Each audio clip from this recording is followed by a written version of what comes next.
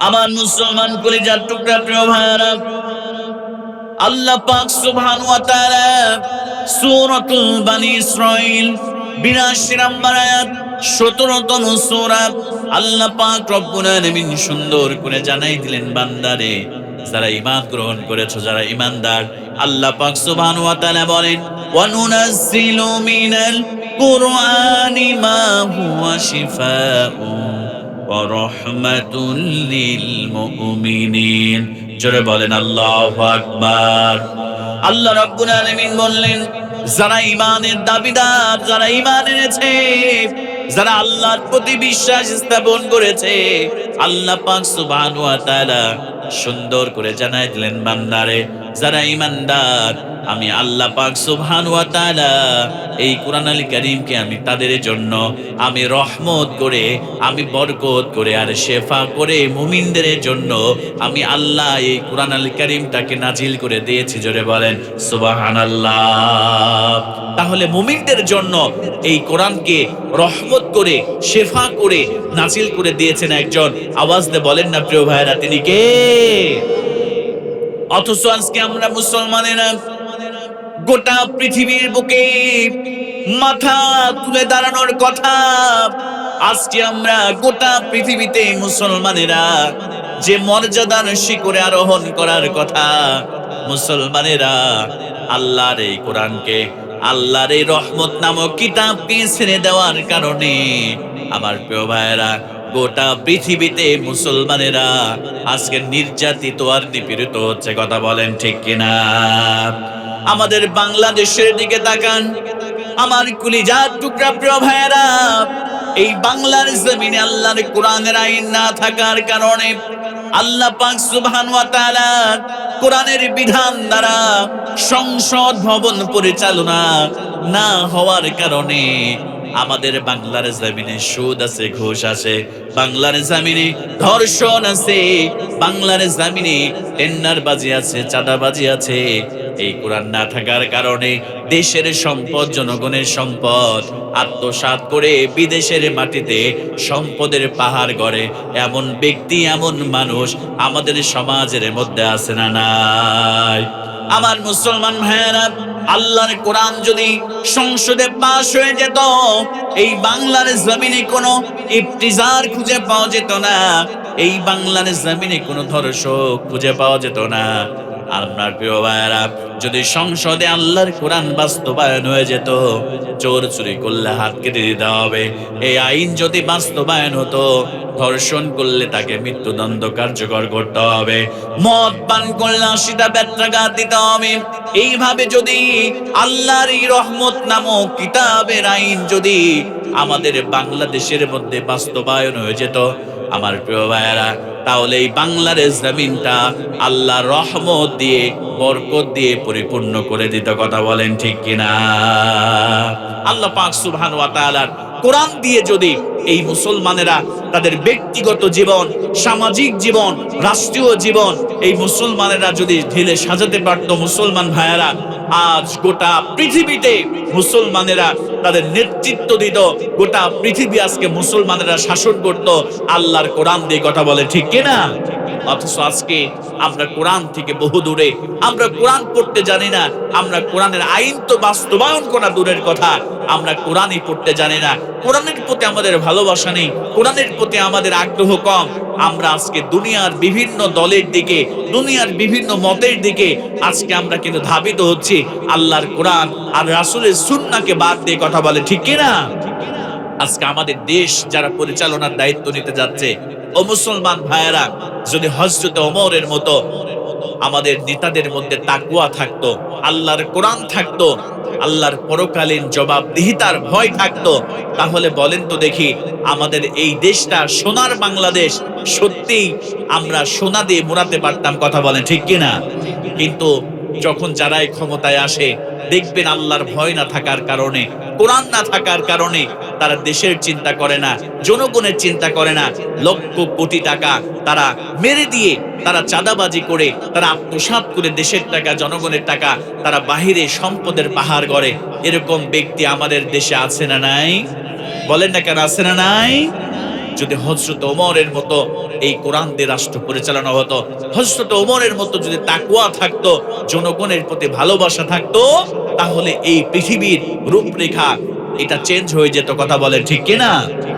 আমার প্রিয় ভাইয়েরা, হযরত ওমর রাদিয়াল্লাহু তাআলা আনহু অর্ধ জাহানের খলিফা ছিলেন। অর্ধ জাহান তিনি শাসন করেছেন। হযরত ওমর রাদিয়াল্লাহু তাআলা আনহু একমাত্র কেবলমাত্র আল্লাহর কোরআনের বিধান দ্বারা, আল্লাহর কোরআন দ্বারা তিনি শাসন কার্য পরিচালনা করেছে। আমার মুসলমান ভাইয়েরা, কেমন নেতা ছিলেন হযরত ওমর! এক হাতে তরবারি আর এক হাতে আল্লাহর কোরআন দিয়ে রাজ্য পরিচালনা করেছে। এজন্য রাষ্ট্রের মধ্যে কোনো মানুষ কখনো অভুক্ত থাকে নাই, রাষ্ট্রের মধ্যে কোনো বিচার ফয়সালা তেমন করতে হয় নাই। কারণ কোরআন যে রাষ্ট্রের মধ্যে, যে সমাজের মধ্যে কায়েম হয়ে যায়, ওই সমাজের মধ্যে বিশৃঙ্খলা কমে যায়, ওই সমাজের মধ্যে সন্ত্রাসী কার্যক্রম কমে যায়, ওই সমাজের মধ্যে, ওই দেশের মধ্যে ধর্ষণ কমে যায়, চাঁদাবাজি কমে যায়, টেন্ডারবাজি কমে যায়, ওই সমাজের মধ্যে বিশৃঙ্খলা গুলো কমে যায়। কথা বলেন ঠিক কিনা? আমার প্রিয় ভাইয়েরা, হযরত ওমর রাদিয়াল্লাহু তাআলা আনহু এক হাতে তরবারি নিয়ে, এক হাতে আল্লাহর কোরআন নিয়ে তিনি রাষ্ট্র পরিচালনা করেছে। হযরত ওমর রাদিয়াল্লাহু তাআলা আনহু রাত যখন গভীর হয়ে যায়, হযরত ওমর তিনি না ঘুমিয়ে এলাকার মধ্যে, দেশের মধ্যে তিনি রাতের বেলা বের হয় প্রজাদের দেখার জন্য, দেশের নাগরিকদের দেখার জন্য তারা কি অবস্থায় আছে, কেমন অবস্থায় আছে। হযরত ওমর রাদিয়াল্লাহু তাআলা আনহু তিনি রাতের বেলা বের হয়ে যায় দেশের নাগরিকদের অবস্থা জানার জন্য। হযরত ওমর রাদিয়াল্লাহু তাআলা আনহু একদিন তিনি বের হয়ে গেলেন রাতের বেলা। রাত যখন গভীর হয়ে গিয়েছে, তিনি যখন বের হয়ে গেলেন, হাঁটতে হাঁটতে তিনি একটা সীমান্তবর্তী এলাকার মধ্যে তিনি চলে গেলেন। হযরত ওমর রাদিয়াল্লাহু তাআলা আনহু এবার সীমান্তবর্তী এলাকার মধ্যে যখন প্রবেশ করলেন, প্রবেশ করার পরে তিনি একটা তাঁবু দেখতে পারলেন, ভিতরে একটা টিম টিম করে আলো জ্বলতেছে। হযরত ওমর খেয়াল করলেন। হযরত ওমর এক পা দুই পা করে তাঁবুর দিকে আগায় গেলেন। এবার যখন তাঁবুর প্রায় কাছাকাছি চলে গেলেন, আমার প্রিয় ভাইয়েরা, এবার তাঁবুর মধ্য থেকে ছোট্ট দুইটা বাচ্চার কান্নার আওয়াজ শুরু হয়ে গেল। হযরত ওমর রাদিয়াল্লাহু তাআলা আনহু তিনি একটু আগায় গেলেন। আগায় যাওয়ার পরে লক্ষ্য করলেন তাঁবুর মধ্যে দুইটা বাচ্চা কান্না করে, আর মা চুলার মধ্যে পাত্র পাত্র দিয়ে কি যেন জাল দেয়, চুলার মধ্যে কি যেন দিয়ে জাল দেয়। এমন সময় মা তার সন্তানদেরকে ডাক দিয়ে বলে, কলিজার টুকরা সন্তানের, আরে এখনই রান্না হয়ে যাবে, তোমরা একটু ধৈর্য ধারণ করো, আর একটু অপেক্ষা করো, এখনই রান্না হয়ে যাবে, তোমাদেরকে খাবার আমি দিয়ে দিব। আমার প্রিয় ভাইয়েরা, এমন করে কয়েক মিনিট চলে যায়। কিছুক্ষণ পরে বাচ্চারা কান্না করতে করতে তারা ক্লান্ত হয়ে ঘুমিয়ে পড়ে। এবার হযরত ওমর রাদিয়াল্লাহু তাআলা আনহু সালাম দিয়ে এবার জিজ্ঞেস করলেন, মা আপনি পাতিলের মধ্যে কি রান্না করেন, একটু আমারে বলেন। হযরত ওমর যখন বললেন, আপনি কি রান্না করতেছেন পাতিলের মধ্যে, ও মুসলমান ভাইরা, এবার ওই মা উত্তর দিল, আমি পাতিলের মধ্যে তেমন কিছু রান্না করি না। আজ 3 দিন হয়ে গেল আমি অমুক দেশ থেকে পালিয়ে এই জমিনের মধ্যে চলে এসেছি, এই দেশের মধ্যে এসেছি। আমি শুনেছি এই রাষ্ট্রের খলিফা হযরত ওমর নাকি এত ভালো মানুষ, এই রাষ্ট্রের খলিফার দেশে কোনো মানুষ না খেয়ে থাকে না। আজকে 3 দিন হয়ে গেল আমার ঘরে কোনো খাবার নাই। এই জায়গায় মাসুম দুইটা বাচ্চাকে নিয়ে আমি রাতের বেলা, তারা যখন ক্ষুধার যন্ত্রণায় ছটফট করে কান্নাকাটি শুরু করে দেয়, আমি পাতিলের মধ্যে একটু পানি দিয়ে আর কিছু পাথর দিয়ে আমি রান্না করি, আর তাদেরকে বুঝ দিই কিছুক্ষণ পরে খাবার রান্না হবে, তোমাদেরকে খাবার দিয়ে দেওয়া হবে। এই কথা বলতে বলতে রাত যখন গভীর হয়ে যায়, তারা ক্লান্ত হয়ে যায়, কান্না করতে করতে ঘুমিয়ে যায়। আমি এইভাবে আজ 3টা দিন পার হয়ে গেল, কিন্তু ওমরের দেখা পেলাম না। ওমরের রাজ্যের মধ্যে আজ 3টা দিন আমি না খেয়ে আছি। জোরে বলেন নাউজুবিল্লাহ। হযরত ওমর রাদিয়াল্লাহু তাআলা কেমন শাসক ছিলেন কোরআন থাকার কারণে। হযরত ওমর দৌড় দিয়ে ওই জায়গা থেকে কান্না করতে করতে বাইতুল মালে চলে আসলেন। আসার পরে বাইতুল মালের যিনি রক্ষক ছিলেন ডাক দিলেন, তাড়াতাড়ি ওঠো, এমন একটা দৃশ্য দেখে এসেছি, কাল কিয়ামতের দিন কঠিন মুসিবতের সময় আল্লাহর কাছে কি জবাব দিব, তাড়াতাড়ি ওঠো, বাইতুল মালের চাবিটা নাও। এরপরে চলো তাড়াতাড়ি বাইতুল মালে চলে যায়। হযরত ওমর বাইতুল মালে চলে গেলেন। যাওয়ার পরে বাইতুল মাল থেকে এক বস্তা আটার কিছু খেজুর নিলেন। হযরত ওমর রাদিয়াল্লাহু তাআলাকে বাইতুল মালের রক্ষক বললেন, খলিফাতুল মুসলিমিন আমিরুল মুমিনিন, আমার পিঠের মধ্যে তুলে দেন, আমার মাথায় তুলে দেন, আমি এইগুলো আগায় দিয়ে আসি। হযরত ওমর বললেন, যে দৃশ্য আমি দেখে এসেছি, আমি তোমার মাথায় বস্তা তুলে দিব না, তুমি তাড়াতাড়ি করে আমার মাথায় বস্তা তুলে দাও। আমি আল্লাহ রাব্বুল আলামিনের বান্দিদের যে দৃশ্য দেখে এসেছি, আমার বড্ড ভয় হয়, কাল কিয়ামতের দিন কঠিন মুসিবতের সময় আল্লাহর কাছে আমি কি জবাব দেব? জোরে বলেন সুবহানাল্লাহ। মুসলমান ভাইয়েরা, এবার হযরত ওমর রাদিয়াল্লাহু তাআলা আনহু তাড়াতাড়ি চলে গেলেন। যাওয়ার পরে এবার তিনি ওই মায়ের কাছে গিয়ে আটার বস্তাটা দিলেন, নিজ হাতে আটাগুলো বের করলেন। আটাগুলো বের করার পরে এবার হযরত ওমর আটাগুলো সিদ্ধ করে এবার রুটি বানালেন। রুটি বানানোর পরে এবার রুটিগুলো সেকে এবার খুরমা খেজুরগুলো দিয়ে ছোট্ট দুইটা মাসুম বাচ্চাকে ডেকে তুললেন ঘুম থেকে। এবার দুই উরুর উপরে দুইটা মাসুম বাচ্চাকে বসায় নিয়ে হযরত ওমর রাদিয়াল্লাহু তাআলা আনহু রুটি আর খুরমা খেজুর দিয়া দুইটা সন্তানকে তিনি সুন্দর করে পেট ভরে খাওয়ায় দিলেন। জোরে বলেন সুবহানাল্লাহ। এরপরে মাকে বলেন, আপনি খাবার গ্রহণ করুন। ওই মাও পেট ভরে খাবার গ্রহণ করলেন। এবার ওই মা কান্না করতে করতে বলতেছে, এই দেশের শাসক যদি হযরত ওমর না হয়ে আপনার মতো লোক হতো, তাহলে এই দেশের কোনো মানুষ না খেয়ে তাদের রাত কাটাতে হতো না। জোরে বলেন আল্লাহু আকবার।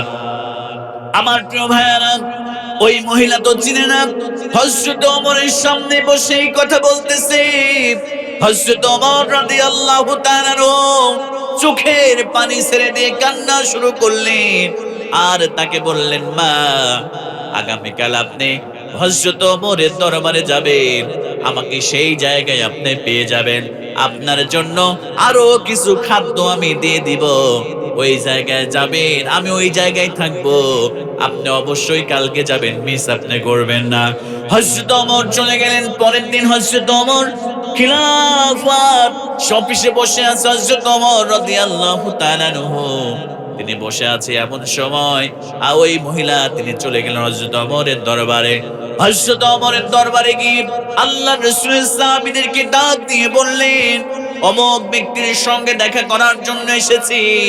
তিনি তো চিনে না, হযরত ওমরের সঙ্গে দেখা করার জন্য এসেছি।